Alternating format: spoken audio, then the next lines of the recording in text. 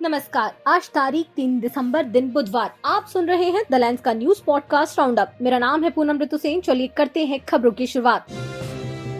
संसद के शीतकालीन सत्र के तीसरे दिन पहली बार लोकसभा में बिना हंगामे के प्रश्नकाल शुरू हुआ और कामकाज शांतिपूर्वक चला।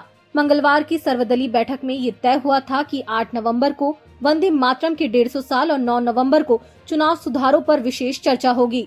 सुबह प्रधानमंत्री मोदी ने पश्चिम बंगाल के सभी भाजपा सांसदों से मुलाकात कर 2026 विधानसभा चुनाव की अभी से तैयारी शुरू करने के निर्देश दिए।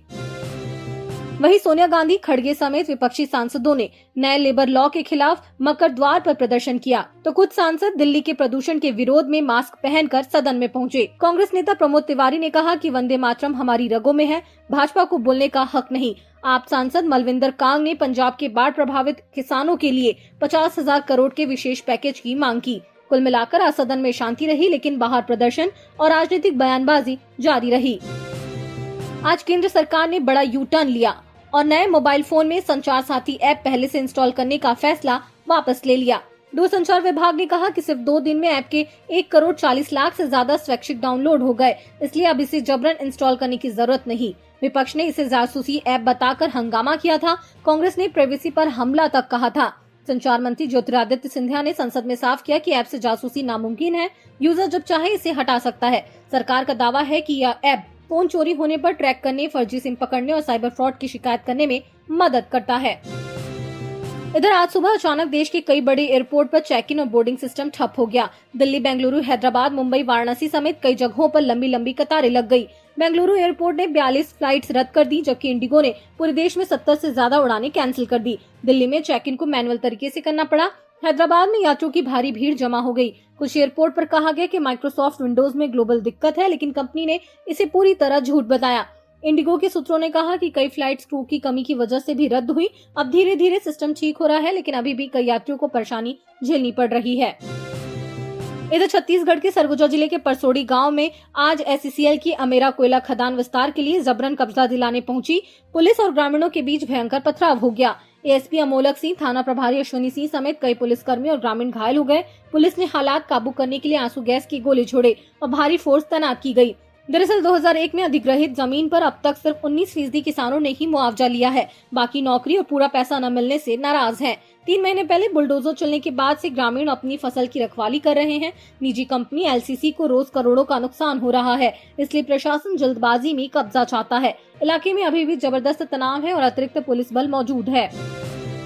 छत्तीसगढ़ के दंतेवाड़ा बीजापुर बॉर्डर पर आज बड़ी मुठभेड़ में सुरक्षा बलों ने 12 नक्सलियों को मार गिराया। उनके शव और हथियार बरामद कर लिए गए। इस मुठभेड़ में बीजापुर डीआरजी के 3 जवान शहीद हो गए, जबकि 2 जवान घायल हैं। डीआरजी, एसटीएफ और कोबरा की संयुक्त टीम गंगालूर जंगल में सर्च ऑपरेशन पर थी, तभी घात लगाए नक्सलियों ने फायरिंग शुरू कर दी। बसराजी सुंदरराज पी ने मुठभेड़ की पुष्टि की है। सर्चिंग अभी भी जारी है। बताया जा रहा है कि मारे गए नक्सलियों में बड़े कैडर भी शामिल हो सकते हैं। ये मुठभेड़ ठीक 16 दिन बाद हुई है, जब सबसे खतरनाक नक्सली कमांडर माड़वी हिड़मा मारा गया था। आज भारतीय रुपये डॉलर के मुकाबले पहली बार 90 के पार चला गया। शुरुआती कारोबार में ही 27 पैसे टूटकर 90.14 पैसे का नया रिकॉर्ड निचला स्तर छू लिया। 2 से 3 दिन में ही रुपया 42 पैसे से ज्यादा कमजोर हो चुका है। जानकार कह रहे हैं कि अमेरिका से बड़ा व्यापार समझौता फाइनल होने में देरी, विदेशी निवेशकों का पैसा निकालना और डॉलर की भारी डिमांड इसके पीछे बड़ी वजहें हैं।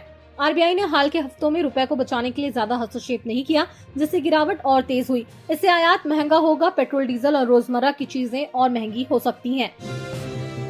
नवा रायपुर के शहीद वीर नारायण सिंह स्टेडियम में खेले जा रहे दूसरे वनडे में टीम इंडिया ने टॉस हारकर पहले बल्लेबाजी करते 5 विकेट पर 358 रन बनाए।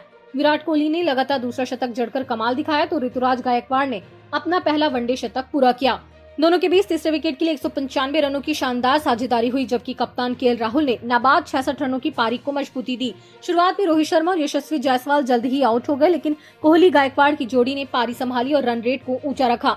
रायपुर का यह स्टेडियम अंतर्राष्ट्रीय स्तर पर ज्यादा मुकाबले नहीं देख पाया है, लेकिन यहाँ भारत का प्रदर्शन हमेशा दमदार रहा है। यहाँ खेले गए पिछले बड़े मुकाबलों में भारत ने मजबूत गेंदबाजी और नियंत्रित बल्लेबाजी का प्रदर्शन किया है। दर्शकों की भारी भीड़ और आवाज हमेशा भारत के पक्ष में माहौल बनाती है, जो आज भी साफ दिखाई दे रहा है।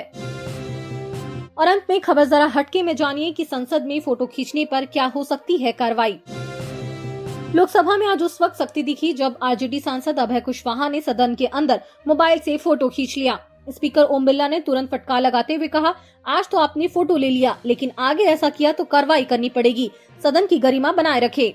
दरअसल संसद भवन में फोटो या वीडियो लेना पूरी तरह वर्जित है। लोकसभा और राज्यसभा के मुख्य कक्ष में किसी भी सांसद या व्यक्ति को मोबाइल कैमरा इस्तेमाल करने की इजाजत नहीं है। सिर्फ लोकसभा टीवी, राज्यसभा टीवी और संसद सचिवालय के अधिकृत कैमरे ही कार्रवाई रिकॉर्ड कर सकते हैं। नियम तोड़ने पर स्पीकर तुरंत चेतावनी दे सकते हैं। सांसद को सत्र से निकाला जा सकता है या भविष्य में प्रवेश पर रोक भी लग सकती है। संसद के अंदर फोटोग्राफी पर बैन इसलिए है क्योंकि यह देश की सबसे ऊंची विधायी संस्था है। यहाँ होने वाली चर्चा गोपनीय और संवेदनशील होती है।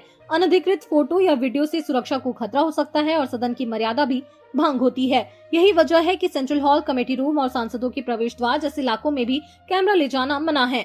ओम बिरला ने सभी सांसदों से अपील की कि वे संसदीय परंपराओं और नियमों का पूरा पालन करें। उनका कहना था कि सोशल मीडिया के दौर में भी सदन की गरिमा सबसे ऊपर है। फिलहाल इस मामले में अब तक कोई लिखित कार्रवाई नहीं हुई है।